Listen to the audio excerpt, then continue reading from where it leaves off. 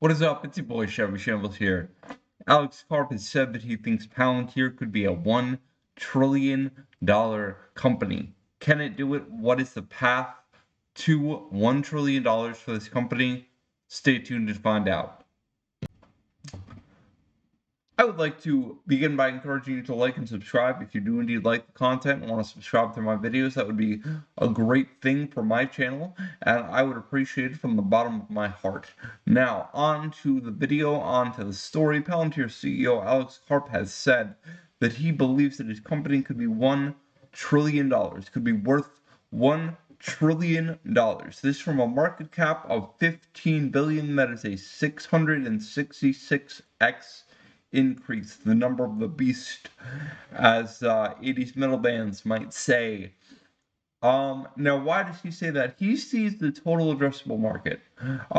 His total addressable market is $900 billion. And he clearly thinks that Palantir has what it takes to become not a player in this market, but the player in this market. He believes that they are delivering a product that is strong enough against the competition that it will deliver success to businesses and organizations far in excess of what any competitor can bring to market. And you know what? I believe in him.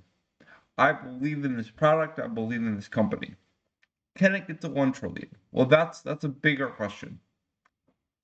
That is they call them unicorns. These companies that really do take off and do go exponential and do sort of amazing things. You know, this is 1%, 0.0001% of companies on the stock market ever get to this point. But I mean, I'm a Palantir shareholder. I believe that they can do it. Now, what is the path to that? Well, in order for them to do that, in order for them to go exponential, in order for them to have a market cap of $1 trillion, they need to deliver to businesses, to organizations, $1 trillion worth of efficiency. Because that's what they're doing. They are going into these companies, they are going into these organizations, and they are using advanced data analytics, advanced AI algorithms, advanced data manipulation techniques to find inefficiencies within the company's logistics, within the company's supply chains, within whatever segment of the company they are operating within. And we don't know all of the things, all of the details, because they are a Department of Defense contractor. So some of this is clandestine information. Some of this is proprietary information that cannot come out for whatever reason. Presumption is national defense, right? So they do have some secrets, but if they see the total addressable market is $900 billion, and they are saying that their market cap can indeed be $1 trillion, then they believe that they are not only capable, but likely to go after a huge chunk of the total addressable market. They believe that their product offering is strong enough that no competitor can possibly bring to market a product that is going to compete with Palantir. And I believe this. I mean, you know, I'm a long-term Palantir shareholder. I've said before multiple times on the channel, like Department of Defense certified, battle tested, battle ready. You know, this product is operating in war zones. It's clearly a product that works at doing what it does. Now, as to whether it will achieve the $1 trillion, I don't know about that figure. I'm certainly hopeful. I think if any one company can get there, it will be Palantir. But this is coming, and we have to think about Alex Karp's priorities here. Alex Karp is a person, and he is as self-interested as anyone else, and he wants to see his company do well. And you know, and a lot of people want to see his company do well, but he he is capable of making a sales pitch. You know, he can, when he needs to, he can make a sales pitch and turn on the glitz and say, oh yeah, 1 trillion, 5 trillion, whatever. You know, this is what we see in the next 5 years, the next 10 years. But nobody's really sure what's going to happen in the next 5 or 10 years. We have ideas, but what's more interesting to me is I do think that there's a path.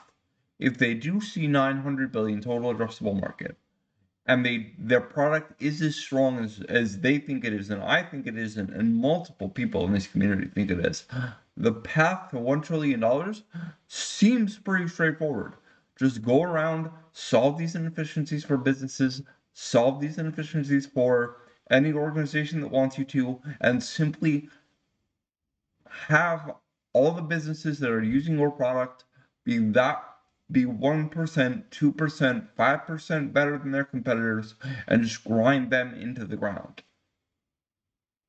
Right? I mean, that has to be the path to 1 trillion. And obviously there's more that could happen, right? Obviously, once you get to a certain level, you have to do things holistically. You can't just focus on the tech or the product. It has to be a holistic approach where you have media relations, you have marketing, you have this, you have that. But all the rest of that surrounds the product. The product offering, if it is strong, is what supports everything else. And so when I'm evaluating whether this company can go to $1 trillion, I need to start by looking at the product offering. Is this product offering strong enough? Does it offer businesses and organizations enough? And the answer to me is yes. Right? If there is a product that can do it, if there is a company that can do it, it is Palantir. Now, on to the challenges to get them to $1 trillion. Obviously, going from 15 billion to 1 trillion is a big ask, and there are going to be obstacles in the way. We know that for the past year or so, for the past 2 years or so, the stock was getting day traded into the ground, right? It would go up and then people would sell off their shares and then they would buy low again and it would get day traded into the ground. And that affects a company in a lot of ways, right? When a company goes public, they are subject to market pressures that are different than the pressures of a private company that is operating not on the New York Stock Exchange, not on these open markets, right? And any sort of fluctuation that the market causes in their share price will be greeted by shareholders, analysts as a sign that the company itself is shaky. And now I believe that truth will out. Given a long enough timeline, any sort of fluctuations will revert to the mean, and we will see a properly valued company. That this is a sign of an immature stock, and once the price settles and the serious investors are the ones who are steering the ship, we will see a lot of growth out of the company. But it does have to get there.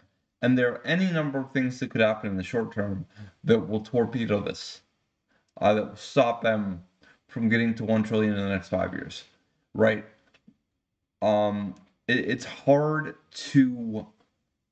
This is what makes the stock market hard to predict, right? Because you have a great company with a great product, great leadership, who are doing things outside the box in a different way, in an exciting way, but it doesn't really. It matters. It matters, but they have to get there. They have to realize their potential that they have, and if they get sunk in the meantime, all the potential in the world doesn't really matter.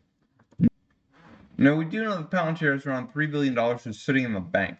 And the fact that they have 20% of their market cap in cash coming out of this bear market, if indeed we do come out of this bear market as we head into 2023, which I predicted and I think is going to happen. But timing the market is hard. It's a really hard thing to get right. But as we come out of this bear market, as we inevitably will, They have $3 billion just sitting around, waiting to do something with it. And the fact that they have that much cash on hand points to me to a company that is serious about what they're doing and knows what they are doing.